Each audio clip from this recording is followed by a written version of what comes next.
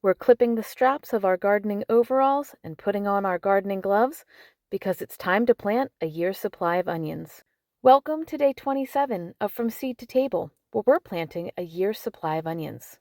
Let me introduce you to our onion bed.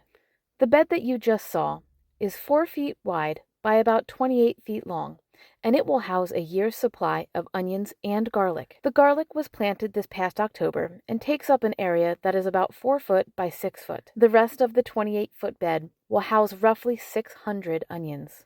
About 500 of those onions are Pattersons, which are great for long-term storage, which means they're a perfect variety for us to eat throughout the year.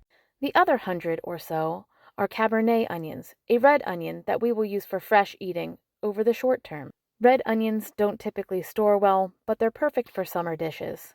You can tell by our attire that it's rather cold out, but onions can handle some cold weather. So it was time to separate and get planting. We started these onions indoors, which means they were able to start producing small bulbs, which means we'll be able to harvest even sooner. So in order to prepare the bed, we put a fresh layer of compost and then put markings for rows. As I proceeded to plant, this plan definitely went awry. I started by spacing my rows about 8 to 10 inches apart and put each plant about 4 inches from each other. But if there's something you need to know about me, I really like to maximize the space in my garden. And so after I laid a few rows like this, I decided to put rows in between. The onions still have plenty of space to grow, so I think we'll be fine, but only time will tell. I decided to cover my onions for a few days to allow them to acclimate to outside even more.